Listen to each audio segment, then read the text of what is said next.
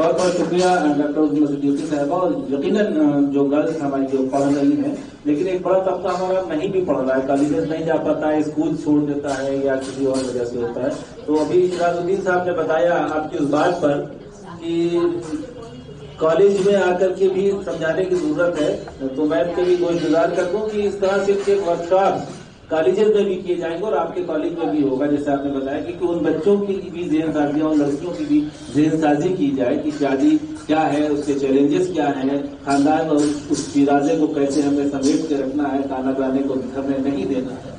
ये बहुत अहम जिम्मेदारी है और कॉलेजेस में इस तरह के वर्कशॉप भी किए जाएंगे, इसकी शुरुआत होगी। अब वक्त है कि हमारे मेहमान खुसूसी हमारी DCP women crime against women यहाँ पर मौजूद है। आज की मेहमान खुसूसी है और बहुत काम कर रही है वो। उन्होंने रियासत भर के मुख्तलिफ जिला में काम किया है और यह हमारी खुशनसीबी है कि कमिश्नरेट बनने के बाद से वो हमारे दरमियान में है और इंतहाई मेहनत से और लगन से और अपनाइयत से काम कर रही है और हम उनके ख्यालात, उनके तजुर्बात से जरूर इस्तिफादा करना चाहेंगे। मैं दरखास्त कर रहा हूँ, मुदीबाना अपील है कि आप खिताब फरमाएं। आप सभी को मैं धन्यवाद देती हूँ, आपने मुझे बुलाया है और जो ये कार्यक्रम आप लोगों ने शुरू किया है, इसकी सोच बहुत ही अच्छी है, बहुत नेक है। इसमें बहुत सारी चीज़ों का समावेश हम लोगों को करना होगा। इसमें सबसे पहला तो शिक्षा, महिलाओं की शिक्षा, जिन्हें गौर शिक्षा को भी लेना होगा। वो शिक्षा के ग्रुप सिर्फ किताबी नहीं हो, उसमें जब लड़कियां आज पेशेंट हो रही हैं, जैसे प्रिंसिपल साहिबा ने बताया कि वो सोचती है कि बस घर से भाग जाना है, सड़क पर खड़ा एक लड़का दो बातें करता है और वो उनके दिल को बाज जाता है। तो आखिर ये प्रवृत्ति लड़कियों में क्यों आ रही है? तो हमें सबसे पहले जो माएँ हैं उनको समझाना होगा कि लड़कियों में जो उनकी माओ ने कभी सिखाया था, एक सहन शक्ति किसी भी परिवार, किसी भी संस्था, किसी भी संगठन को चलने के लिए आवश्यक होता है कि हम कुछ धैर्य रखना, कुछ पेशेंस रखना सीखें। ये सिखाना होगा, सिर्फ इसलिए नहीं कि भाई तुम लड़की हो तुम्हें नहीं बोलना है, सिर्फ इसलिए कि हम इस एक परिवार की नींव बन रहे हैं या बनने जा रहे हैं, उसको संभालने के लिए धरती भी हम सबका भार संभालती है। ऐसा नहीं कि धरती की कोई वैल्यू नहीं, धरती से ही हर चीज मिलती है, और वो भार संभालती है। तो वो एक अंदर इनबिल्ट होना चाहिए कि वो लड़की और लड़की दोनों को समझाएं कि हमें सहन शक्ति सीखनी है, इम्पेशेंट नहीं होना है। ये इस चीज की आज बहुत कमी हो गई है, लोगों में पेशेंस नाम की चीज नहीं है। सड़क पर चल जा रहे हैं, 80 की स्पीड वाला जहाँ पहुंचेगा 60 वाला 10 मिनट बाद पहुंचेगा। 10 मिनट में कुछ फर्क नहीं पड़ेगा, वहाँ रुक के वो व्हाट्सएप और मोबाइल ही चलाएगा, बट तेजी है कि हमें पहुंचना है। उस पहुंचने की तेजी में हम जहाँ पहुंचना होता है कभी कभी कहीं नहीं पहुंच पाते। तो ये तेजी वाली जो एक प्रवृत्ति है वही सिखानी है कि अगर किसी ने कुछ कह दिया, जरूरी नहीं कि लड़की ही हमेशा धीरज रखे, लड़का भी धैर्य रख सकता है। अगर उसकी वाइफ ने कुछ उसको कहा तो वो सुन के उसको फॉलो करे ना करे, शांति से सुन सकता है। कई बार ऐसा होता है कि गुबार निकल जाने पर, हवा निकल जाती है तो गुब्बारा अपने आप ठंडा बन जाता है। तो वो जरूरी है, उस सेफ्टी वॉल का होना है किसी में। एक पक्ष अगर जिस समय बहुत ज्यादा इमोशनेट हो रहा है, दूसरा थोड़ा सा पैशन रखे, थोड़ा सा सब्र रखे, ये चीज समझाने की है। दूसरी चीज ये है कि सिर्फ हस्बैंड वाइफ का स्ट्रक्चर अगर हम देखेंगे तो न्यूक्लियर फैमिली से कोई समाज नहीं चलता। पश्चिमी समाज की जो समस्या आ रही है वो न्यूक्लियर फैमिली ही है। हमें अपनी सामाजिकता को लेकर चलना होगा कि जिसमें परिवार में 2-3 पीढ़ियां भी होंगी और पैरेलल एक भाई एक बहन, उसके भी बच्चे और उसका भी परिवार है। तो हमें इनको टोटलिटी में देखना पड़ेगा कि हम सिर्फ हस्बैंड वाइफ की चीजों को लेकर ना चलें। जब मायके में हम बहन के साथ शेयर कर सकते हैं, भाई के साथ शेयर कर सकते हैं, तो ससुराल भी क्यों नहीं शेयर कर सकते। अगर किसी ने एक समय में 1 रोटी खा ली, दूसरे ने 2 खा ली, तो क्या फर्क पड़ रहा है? आधी रोटी या 1 रोटी कम होने से कोई मर तो नहीं जाएगा, पर उसका नजरिया बदलना होगा। लोगों को घर होते हैं, 5 भाई एक साथ रहते हैं, हर किसी का कमरा है, वो कुछ लाता है सीधे अपने कमरे में घुस जाता है, क्यों भाई? ये नहीं होना चाहिए। उसका तरीका वही सामाजिकता का होना चाहिए। हमारे जाने वाले हैं, सलीला में है विनायक केशव साहब, हमारी बनौली के बहुत अच्छे मित्र हैं। उनके यहाँ का सिस्टम मुझे बहुत अच्छा लगा। पूरे 5 भाई हैं। उनके पिताजी ने किचन के बगल में एक रूम बनवाया हुआ है। वहाँ का सिस्टम ये है कि कोई भी भाई कहीं से कुछ लाता है, लाकर उस रूम में रखता है, अपने रूम में नहीं ले जाता, उस रूम में रखता है। उस रूम की फिर परिवार की महिलाएं देखती है, भाई ये सामान आया, ठीक है, किसको चाहिए है, या फिर सब लोग खाएंगे। तो वो जहाँ खाने का उनका रूम है वहाँ वो लोग ले जाते हैं, रखते हैं कि भाई ये खाने का सामान। अगर और कपड़े या कोई चीज आए हैं तो भी होता है कि भाई फलानी चीजें जैसे किसको अच्छी लगेगी। वो उनका इतना अच्छा परिवार का सिस्टम है कि सबके रूम अलग है, पर सामान कोई अपने कमरे में नहीं लेके जाता। ये एक समझने की चीज है कि हम लोग क्यों अपने अपने तक बट गए हैं। इसीलिए क्या होता है कि हम जब सुख में बटते हैं तो दुख में भी हमें बटना पड़ता है। जब हम सोचते हैं कि हमें कोई मदद नहीं कर रहा है, आज हम बीमार हैं, हमें हॉस्पिटल जाना है, कोई हमारे साथ चलने को तैयार नहीं। क्यों तैयार नहीं? क्योंकि आपने सुख नहीं बांटा है। अपनी खुशी जब आप बांटेंगे तो गम बांटने आपसे कोई ना कोई शर्मी तो आ ही जाएगा। कितना भी बेशरम होगा, उसे ये लगेगा कि अच्छे दिन में ये हमारे साथ हैं तो हम बुरे दिन में इनके साथ नहीं खड़े होंगे। ये तो बहुत बड़ी बात है, ऊपर वाला क्या करेगा। तो कहीं ना कहीं शुरुआत करनी होगी इन छोटी छोटी चीजों से। ग्रीन नारेटिव में मेरा एक सजेशन था, मैंने आपसे कभी कहा था कि हेल्थ के पॉइंट को भी लिया जाना चाहिए। आज जो समस्याएं हो रही हमारी हेल्थ से रिलेटेड, उसमें क्या होता है कि हम लोग शादी से पहले, सर मेरी आवाज धीरे से जा रही है, हाँ जरूर आपका आदेश तो मानना ही पड़ेगा। तो अगर आप देखें कि कभी कभी ऐसा होता है कि किसी परिवार में बच्चे नहीं हो रहे शादी होने के बाद, उनका पता चलता RH फैक्टर की प्रॉब्लम है उनकी, या ब्लड संबंधी ऐसी कोई बीमारियां हैं, तो क्यों ना ये मेरा एक सुझाव है जिसे बहुत लोग मान रहे हैं। हमारे फिल्मी एक्टर हैं अक्षय कुमार, जिन्होंने, उनकी पत्नी है जो ट्विंकल, उन्होंने ये शर्त रखी थी कि पहले हम लोग मेडिकल चेकअप कराएंगे, अगर मेडिकल में हम लोग एक दूसरे के लिए सही नहीं निकले तो हम शादी नहीं करेंगे। ये बहुत अच्छी बात है, ये चीज की जानी चाहिए। किसी का ब्लड ग्रुप क्या है, वो ब्लड ग्रुप सूट करता है कि नहीं एक दूसरे को, क्योंकि ब्लड ग्रुप से इंसान का नेचर डिसाइड होता है।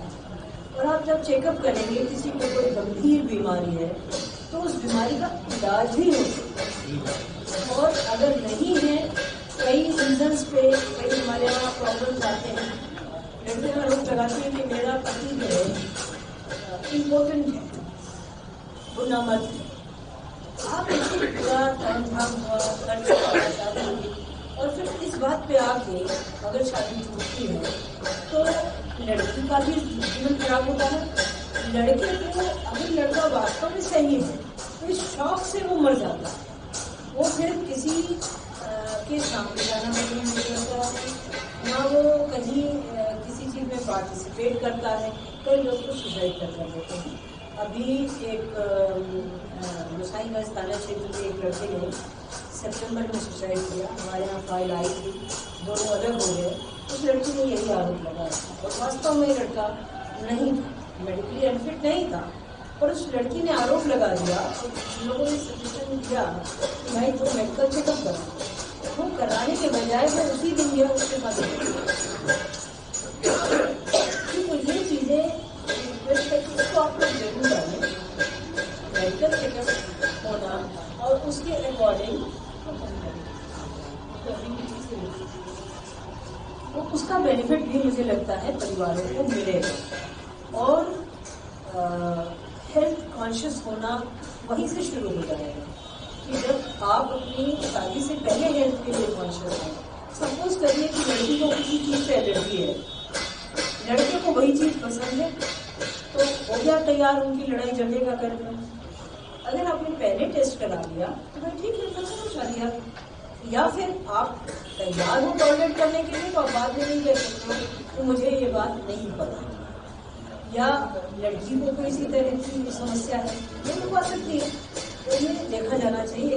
इसमें भी ना रहकर जो हम देख रहे हैं उसमें हम लोग इसे डालें तो अच्छा होगा और परिवार इसके लिए राजी हो, उनको समझाया जाए और डॉक्टर्स से भी हम लोग अपना एक कोऑर्डिनेशन की जब हम उनको बुलाएं या उनके पास भेजा जाए तो इस पर्पज से जो टेस्ट आवश्यक हो वो उनको पूरा कर दें। मान लीजिए किसी को कभी कभी ट्यूबरकुलोसिस होता है और पहले पता नहीं होता, साइलेंट मोड में होता है, तो ये चीजें बाद में आके तकलीफ दे सभी के लिए हो जाती है। और इतना खर्च करने के बाद सबके मिलने के बाद फिर जब इन छोटी छोटी बातों पे परिवार बिखरता है तो बहुत तकलीफ। और परिवार में किसके साथ कैसे एडजस्ट करना है, वो काउंसलिंग सेंटर प्री मैरिटल में उस चीज को भी दे। यह भी लड़की आती है, लड़का आता है, उनके लिए ग्रुप बैठे जो उनको समझाए कि भाई उनसे क्वेश्चन तैयार किया जाए, क्वेश्चन है उनसे पूछा जाए कि अगर भाई आपके पास कोई एक सामान है और आपकी बहन मांग रही है तो आप क्या करेंगे। यदि वो कहती है कि हम बांटेंगे तब उससे प्रश्न किया जा सकता है कि यदि आपकी देवरानी और जेठानी यही करेंगी तो आप क्या करेंगे। कुछ प्रश्न हम लोगों को क्वेश्चन तैयार करने चाहिए, उनको दे दीजिए, वो भर लें और उसी पे उनसे डिस्कशन किया जाए और फिर उन्हें ये काउंसिल किया जाए उनके लिए कि भाई देखो जब आप घर में अपनी शेयर कर सकते हो तो आगे के परिवार में आपकी निगाह जो देखेगी वो दिखेगा। कहते हैं सावन के अंधे को सब कुछ हरा ही हरा दिखता है, हर चीज हरी नहीं होती और उसको दिखता है। तो वही हमें उसको वो अंधा सावन दिखाना है कि तुम्हें खुशी जब यहाँ अपने घर में दिखती थी तो वहां भी दिखेगी, बस तुम्हारा चश्मा ऐसा होना चाहिए। बस किसी ने कुछ कह दिया तो थोड़ा आप बर्दाश्त कर लीजिए, जब आप करेंगी तो बर्दाश्त की जाएगी, या कभी किसी ने नहीं किया तो आप शांति से करें। तो कितना भी बड़ा कितना भी दुष्ट इंसान होगा, अगर हम प्यार से जाके उससे बात करें कि भाई आपने ऐसे मुझे क्यों कह दिया, तो मुझे नहीं लगता है कि वो रिएक्शन वैसा ही देगा जब मौके पर दिया होगा। हर इंसान कुछ ना कुछ पोलाइट हो जाएगा, अपने रेपुटेशन को ध्यान में रखे हो जाएगा। तो ये चीजें समझाने की है, पेशेंस रखने की है। बात की काउंसलिंग तो हम लोग बहुत करते हैं। एक समस्या लिविंग रिलेशनशिप की आपने कही, लिविंग रिलेशनशिप की समस्याओं के पीछे बहुत सारे कारण हैं।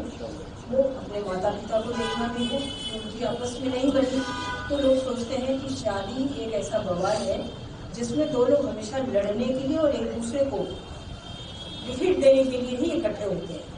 कौन किसको कब पटनी दे देगा, सिर्फ यही होता है कि हम सुपीरियर और हम दूसरे को कितना रोज घसोट लें, कितना दूसरे को बेवकूफ बना ले, कितना दूसरे को टॉर्चर कर ले, इस काम के लिए ये दिमाग से हटाना होगा कि ये एक कोई फाउंडेशन नहीं है, ये एक संस्कार है, एक रिचुअल है, इसकी समाज को आवश्यकता है। जानवरों को भी परिवार बढ़ते हैं और होता क्या है कि बच्चा बड़े होने के बाद न बच्चे को माँ की पहचान होती है न बाप को बच्चे की पहचान होती है।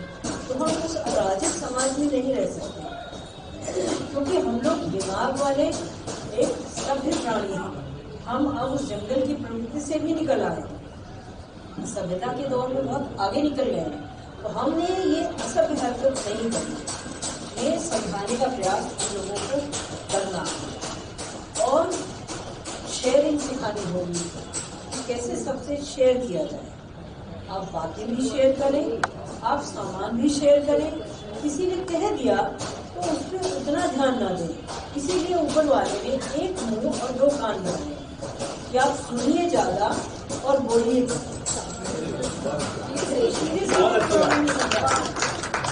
ये समझाना पड़ेगा भाई, आप सुनिए बोलिए।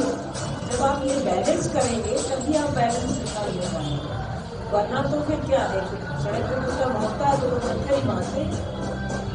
तो ज्यादा बोलने वाले के साथ ये परिवार में भी किसी को सुनने की आदत डालनी होगी, बोलने की। जैसे लड़कों के लिए स्पेशली हम देखते हैं परिवार में उन्हें न सुनने की आदत नहीं होती। माँ बाप अगर लड़की ने कुछ मांगा तो कहते हैं बेटा अभी नहीं, बाद में दिला दूंगी। लड़के ने मांगा तो नहीं मैं इसको दिला दे क्योंकि बुढ़ापे में ये मेरा ध्यान रखेगा। किसने देखा है उसी सोच ने आज उस पीढ़ी का बुढ़ापा खराब कर दिया, जिसने बच्चे की हर जिद पूरी की। बच्चा तो बंदर के समान है, उसे हर चीज चाहिए। हम लोगों को उस बंदर को सामान छीनने न पाए इसका प्रयास करते हैं, तो क्यों नहीं हम उस बच्चे को ये प्रयास करते हैं कि वो चीजें छीनने न पाए। उसको भी समझाना होगा कि तुम्हें इस चीज की जरूरत है, हमारे परिवार के संसाधन इतने हैं और इसमें तुम्हारे लिए भी करना है तो बहन के लिए भी करना है। बहन के लिए ये नहीं सिखाना है कि तुम पराई संपत्ति हो, तुम्हें तो एक दिन जाना है। इस जाने ने लड़कियों का जो टेम्पर है वो बहुत बिगाड़ दिया, क्योंकि लड़की बचपन से सुनती है पराए घर जाना है, तो सोचती है घर तो मेरा है नहीं, जहाँ जाती है वहाँ कैसे पराए घर जाएगी। तो ये मानसिकता होती है कि हमारा घर कौन सा है, हमारा घर कोई है भी कि नहीं। मैंने नौकरी में आने के बाद सबसे पहले सोचा मैं अपना घर जरूर बनाऊंगी, और मैंने बहुत बड़ा घर बनाया। इतने बड़े घर की मुझे आवश्यकता नहीं है, सिर्फ इसलिए कि मुझे वो चीजें मैंने भी बचपन से सुनी थी और मुझे कानों में चुभती थी। पराए घर जाएगी, तो ये बात किसका, ये भी तो मेरा घर है। नहीं नहीं नहीं, संपत्ति में आपने स्वेच्छा से अधिकार छोड़ दिया। पर मेरी मम्मी की सोच ऐसी थी, लड़के, हम 2 बहनें हैं, उन्होंने हर चीज, मेरे पिता ने कहा कि 2 बच्चों का नाम डालो, तो उन्होंने कहा नहीं नहीं, ये तो फिर घर से भी जाएंगी, लड़कों का हिस्सा ले लेंगी, 4 लड़कों के नाम। आज वही मम्मी, उनके हम सबसे ज्यादा प्रिय हो गए।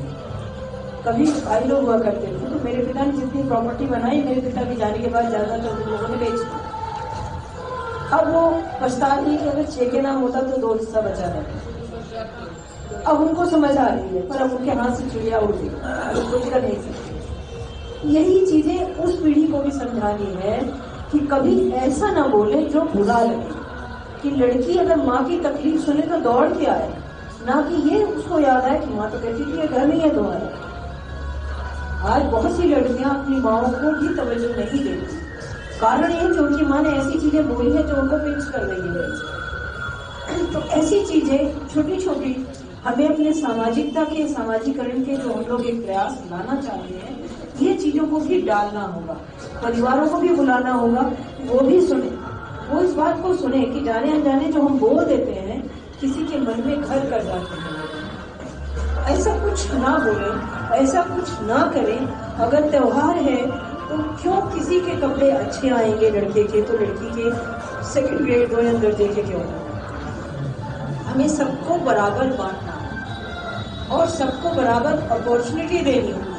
अगर लड़की को आजादी है कि वो कहाँ पढ़ेगा तो लड़की को भी होना चाहिए, या फिर किसी को ना, जहाँ पिता माता डिसाइड करें वहाँ पढ़ना, तुम अपनी मर्जी से नहीं करोगे। तो ये छोटी छोटी जो हम लोगों की स्वाभाविक हरकतें हैं, माँ बाप के रूप में, परिवार के गार्जियन के रूप में, ये हम सब लोगों को अपने में भी सुधार करना होगा।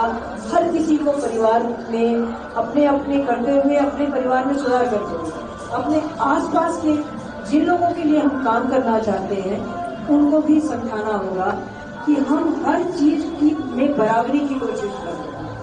अगर स्वेच्छा से कोई छोड़ता है, अगर बहन कहती है कि नहीं भैया की पढ़ाई ज्यादा जरूरी है, आप उनको देख लीजिए मैं ऐसा कर दूंगी, तो आपने उसमें सहन शक्ति का बीज बो दिया। यही करना है कि हम उनको खुद त्याग करना सिखाएं, ना कि छीनना सिखाएं। क्योंकि लड़कियां शादी होते ही अपने माँ बाप से ऑर्डर मारती हैं, हमें ये भी चाहिए, हमें वो वाली गाड़ी चाहिए। ये आदत जो है बहुत गलत है। माँ बाप खुशी खुशी देने लगते हैं, मैं उन माँ बाप को गलत मानती हूँ। लड़की को समझाना चाहिए कि बेटा तुमको पढ़ाया है, तुमको लिखाया है किस बात के लिए, उनको आप नौकरी करने का अवसर देंगे, आप पढ़ाएंगे, घर बैठा देंगे तो वो यही इसी तरह की लिस्ट बनाएंगे तो मुझे क्या क्या चीज इनसे लेनी है। आप पढ़ा के उसे कुछ करने का मौका देंगे तो वो ये सबको ध्यान करेगी कि हमें क्या क्या सुविधा मिली है, हमें वो करना है। मेरे पिताजी ब्रेन हेमरेज से एक्सपायर हुए, उससे पहले भी 3-4 हुआ, वो एरिया से रिटायर हुए। उनको जब लगने लगा कि शायद मेरा टाइम नहीं है ज़्यादा, तो उन्होंने और मुझसे कहा कि बेटा छोटी वाली जो बहन है, वैसे तो लड़के हैं और सब कुछ लड़कों को दे रखा है, बट मुझे थोड़ा भरोसा कम है। छोटी बहन का तुम ध्यान रखना है, इसकी शादी का कुछ भी होगा, जो भी कराना हो इसे, तुम्हारी तरह नौकरी करे या शादी करे, तुम ध्यान रखना, मुझे लड़कों पर भरोसा कम है।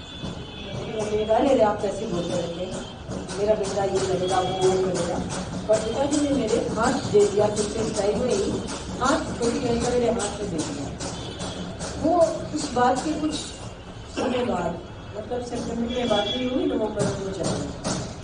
उसके बाद से मेरे नवंबर से मुझे लगा कि मेरे पिता ने ये जिम्मेदारी दी है। मेरे घर में जहाँ मेरी मम्मी कहती थी कि उन्हें पढ़ाई कर जाना है, उन्होंने मुझे मेरी मर्जी से पढ़ने दिया, हॉस्टल भेजा। मम्मी की चोरी से खर्च भी देते थे और मम्मी के सामने नहीं बताते थे, चोरी से देते थे। मम्मी के सामने था कि 500 रुपये भेजोगे तो हॉस्टल का खर्चा, फीस का खर्चा और ये बाकी और नहीं दोगे, तो वो एक्स्ट्रा मुझे भेज दोगे। तो 500 एक बार भेजते थे तो मम्मी को रसीद दे देते थे, तो उसको पैसे ये भेज दिए और फिर 200 रुपये 300 रुपये अलग से भेज देते जो मम्मी के पास नहीं जाता। तो मुझे उस समय ये ध्यान आया कि जब मेरे पिता ने अपनी पत्नी से मेरे लिए इतना बड़ा रिस्क लिया तो मेरी जिम्मेदारी है। मेरी बहन की शादी तक कुल 9 साल तक मैंने अपने लिए एक कपड़ा तक नहीं बनाया सिवाय वर्दी। ये बहन मेरी मानती है।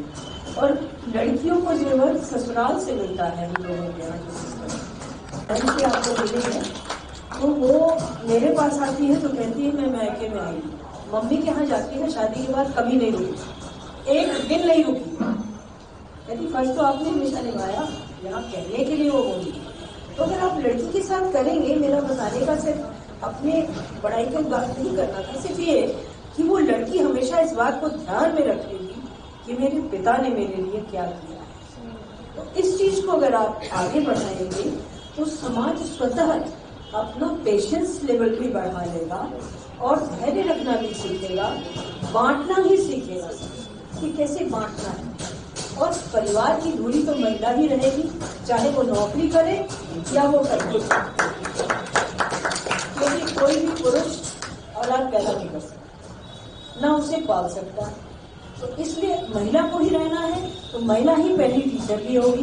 बच्चे को कोई भी सबक माँ ही सिखाती है। बच्चा यदि गलत काम करता है तो माँ ही डांटती है, और अगर उसने अपना फर्ज छोड़ दिया तो आप कितने भी काबिल होंगे, आप सुधार नहीं पाएंगे। इसलिए ऐसी चीजों पर जरूर ध्यान दें। वो छोटी छोटी बातें जो किसी लड़की को घर कर जाती हैं या किसी लड़की को बिगाड़ती हैं।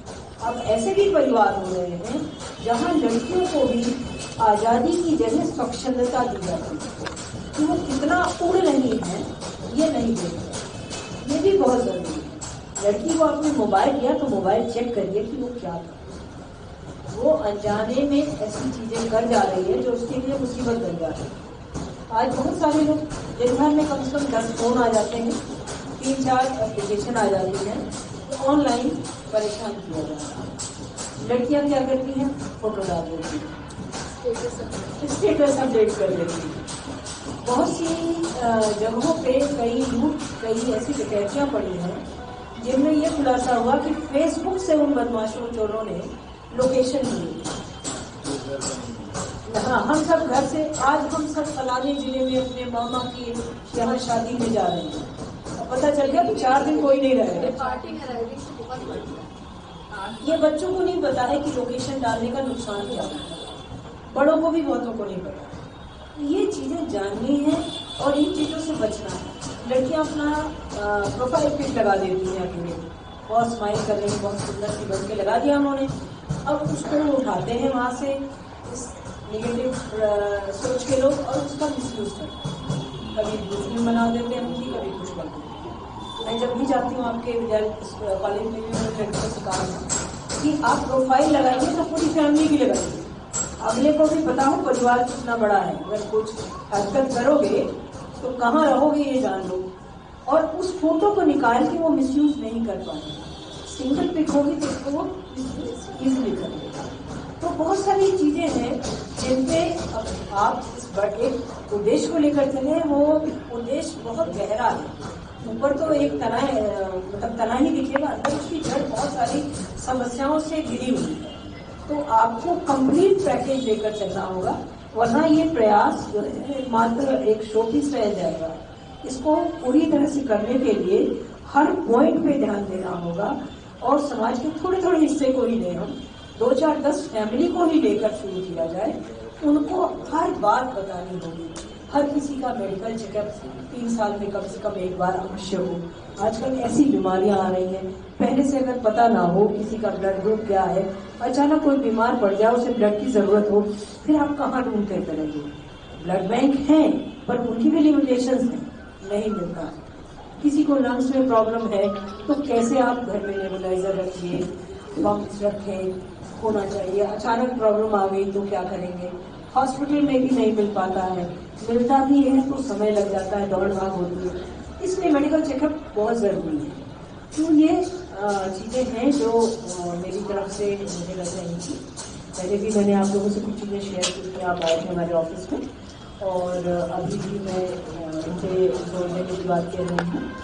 तो सब लोगों को एक नेक काम के लिए बहुत बहुत धन्यवाद, और उम्मीद करती हूँ कि हम लोग दिन ब दिन इसमें संख्या बढ़ती जाएगी और जो उद्देश्य है वो हम लोग पूरा कर पाएंगे। Thank you. जय हिंद।